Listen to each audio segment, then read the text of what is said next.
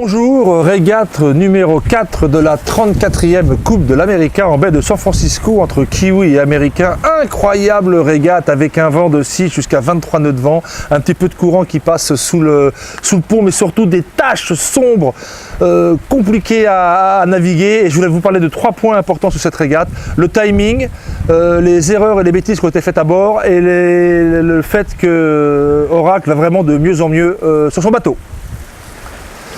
Premier point, donc, timing. Alors là, c'est parfaitement, c'est limite extraordinaire le niveau qu'atteignent ces gens-là à bord. Regardez, ils sont une demi-seconde juste avant sur la ligne. À 38 nœuds de vent, Oracle 6 mètres devant, toujours les Neo Z à l'extérieur, très sûrs de leur vitesse, mais Oracle arrive à garder l'engagement jusqu'à la bouée, quitte à passer très au loin, à demander toute la place qu'ils veulent, et les Neo Z ne sont pas du genre à se faire avoir 2 fois pour une pénalité, et une abattée incroyable avec le bateau américain qui s'envole. Incroyable le niveau qu'atteignent ces gens-là dans un bord si petit, un temps si petit, et des bateaux si intensément dangereux et rapides. Bravo les gars. Point numéro 2, erreur et problème, c'est toujours ce qui fait la différence. Et aujourd'hui, TNZ, MES New Zealand n'étaient pas très en forme. Regardez-les pourtant ici au près, ils arrivent au milieu du premier près. On voit bien le patch sombre à gauche qui arrive, il est bien annoncé, le bateau gîte, l'off. Ça, c'est un bon contrôle, mais regardez de plus loin à la fin de ce même près, ils n'y arrivent pas en tribord. Le bateau sort complètement de l'eau, met l'arrière, se cabre complètement et s'arrête. Mauvais contrôle du bateau aujourd'hui, au-delà de 20 nœuds de vent et surtout avec un vent très variable pour ces Neo Z. En tout cas, problème de contrôle et de vitesse aujourd'hui pour le Neo Z, c'est très clair.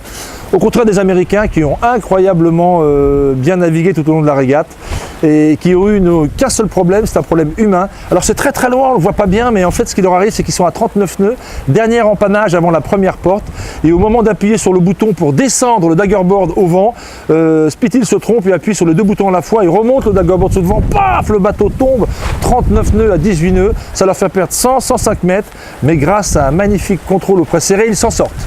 Point suivant donc, le niveau des Américains, et passons directement au près serré. C'est là que j'ai trouvé les Américains très forts aujourd'hui, comme si enfin ils s'appropriaient leur bateau, comme si ce bateau de designer avec des cockpits pas drôles, faut monter pour sortir, mais qui rigidifie, que les ingénieurs aiment bien, avec cette hydraulique partout, y compris sur le Daggerfall, ce bateau un peu mou qui n'a pas très bonne réputation. Eh ben, je pense que les Américains sont en train de se l'approprier, de se dire que c'est leur bateau, ils y arrivent avec ça, et la cellule arrière a parfaitement bien négocié ce près serré. Regardez, en marquant lâche, en jouant le vent, en laissant les Neo Z partir si le vent était meilleur, et ils ont 16 secondes d'avance là-haut, c'est un superbe près serré des Neo Z, et la suite, des Américains pardon, et la suite c'est encore mieux. Au portant, il y a une tension incroyable, 40, 42, 45 nœuds, les Neo Z sont derrière, aucune bêtise sur les empannages, tension énorme dans tout ce bord de portant, et ils enroulent la bouée sous le vent, les Neo Z sont derrière eux, et là c'est le bord que je trouve très dangereux, le bord de reaching, celui où on ne peut pas s'échapper, en multicoque, en reaching, si vous êtes vent de travers, en loffant, s'agite, vous vous retournez, en abattant, hop, ça se cabre, vous retournez. C'est un bord très dangereux, le sol échappatoire c'est à fond, tout droit, toujours plus vite. Énorme tension à bord sur la tête des marins, énorme tension sur les bateaux. Et les Américains y arrivent, mais on a senti tout au long de la régate que le niveau monte énormément, que les bateaux se rapprochent incroyablement de l'un de l'autre et que c'est en train de devenir dangereux. Voilà la conclusion du jour, j'espère que je me trompe et qu'il n'y aura jamais de choses dangereuses. On verra bien sa régate numéro 5. En tout cas, bonne journée et bonne chance.